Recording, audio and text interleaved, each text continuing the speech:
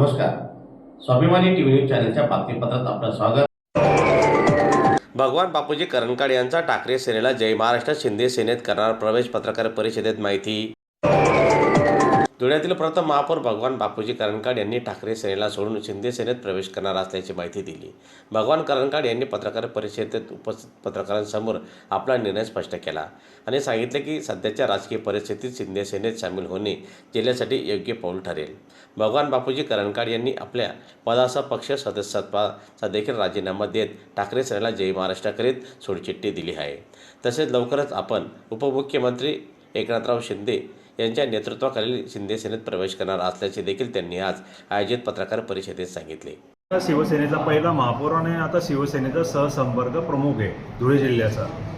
12 मार्चला मी शिवसेना सक्रिय सदस्य आणि सहसंपर्क प्रमुखाचा राजीनामा दिला आहे. 10 वर्ष मी 2016 ते 2026 10 वर्ष काम केलं. पण मला असं वाटतं की आता आपल्याला जर काही अजून परत जनतेसाठी काही नवीन करायचं आहे, नवीन घडवायचं, नवीन इतिहास करायचा आहे, दीनदुबळ्यांसाठी गरजूंसाठी जर काही काम करायचं आहे तर आपल्याला शिंदे साहेबांकडे गेलं पाहिजे.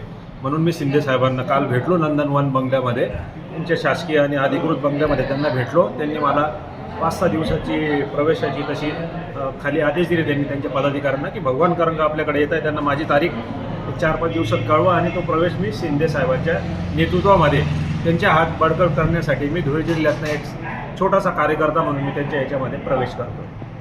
बापूजी काही नाही, ते पदावर मला ते जे त्यांनी समजा आमदारकी नाही दिली, जिल्हा प्रमुख नाही दिलं, त्यांना असं वाटत असेल नेतृत्वाला की त्याला ऐकचा मनुष्य नाही दिलं नसं काय. आपलं त्यांच्यावर काही राग नाही आहे. ते 10 वर्ष त्यांच्यामध्ये होतो, आपण शिवसेनेची स्तुती केली आहे, भाजपमध्ये बी होतो पूर्वी, त्यांची स्तुती केली आहे.